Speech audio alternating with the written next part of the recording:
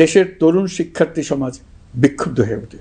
তাদের এই ক্ষোভ দাবানলে পরিণত হয় স্বৈরাচারের তুচ্ছতাচ্ছিল্যে, দমন পীড়নে, নির্বিচারে গুলিবর্ষণ, নির্মম হত্যাযজ্ঞের কারণে। স্বৈরাচারী শাসকের নির্দেশে পরিচালিত হত্যাযজ্ঞের সামনে নির্ভীক চিত্তে দাঁড়িয়েছিল এদেশের ছাত্র, শ্রমিক, জনতা। তাদের সম্মুখভাগে ছিলেন আমাদের অদম্য নারীরা। দেশকে স্বৈরাচার মুক্ত করতে অকাতরে জীবন উৎসর্গ করেছেন তা। আজকের দিনে আমি জাতির সূর্য সন্তান জুলাই শহীদদের গভীর শ্রদ্ধার সঙ্গে স্মরণ করছি। জুলাইয়ে যারা আহত হয়েছেন, চিরতরে পঙ্গু হয়েছেন, দৃষ্টি হারিয়েছেন, জাতির পক্ষ থেকে আমি তাদের প্রতি শ্রদ্ধা ও কৃতজ্ঞতা জানাচ্ছি। প্রিয় দেশবাসী, গত এক বছরে আমরা অনেক সংকট ও সম্ভাবনার মধ্য দিয়ে পার করেছি। অনেক ঘটনা, দুর্ঘটনা আমাদের গভীরভাবে বেদনাহত করেছে। সর্বশেষ মাইলস্টোন কলেজে বিমান বিধ্বস্ত হয়ে ঝরে গেছে আমাদের কোমলমতি শিশুসহ বেশ কিছু মানুষের প্রাণ। আগুনে পুড়ে আহত হয়েছেন অনেকেই।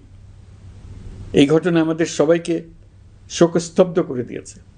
এই দুর্ঘটনায় নিহতদের আত্মার শান্তি কামনা করছি।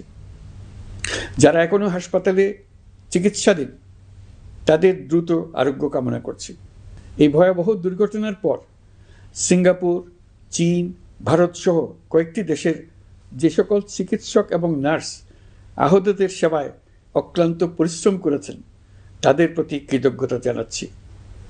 যারা রক্ত দিয়ে আহতদের পাশে দাঁড়িয়েছেন, কৃতজ্ঞতা জানাচ্ছি তাদের প্রতিও।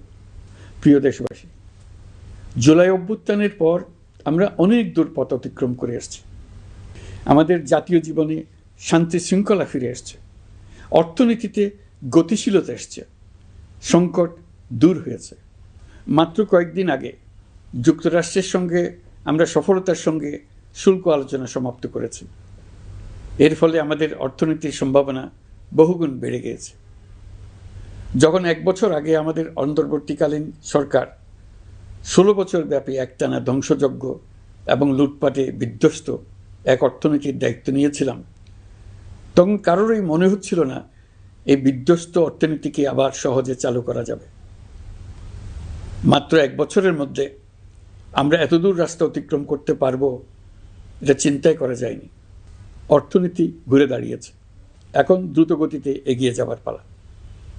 আমরা এখন অন্তর্বর্তী সরকার থেকে একটি নির্বাচিত সরকারের হাতে রাষ্ট্র পরিচালনার দায়িত্ব তুলে দেওয়ার দিকে অগ্রসর হচ্ছি। আমরা দায়িত্ব গ্রহণের 4 মাসের মাথায় জাতির উদ্দেশ্যে দেওয়া ভাষণে আমি প্রতিশ্রুতি দিয়েছিলাম 2026 সালের জুনের মধ্যে দেশের আগামী জাতীয় সংসদ নির্বাচন আয়োজন করব। তবে নির্বাচনের আগে আমাদের অত্যাবশ্যকীয় কয়েকটি কাজ সম্পন্ন করতে হবে। এর মধ্যে অন্যতম হলো জুলাই ঘোষণাপত্র ও জুলাই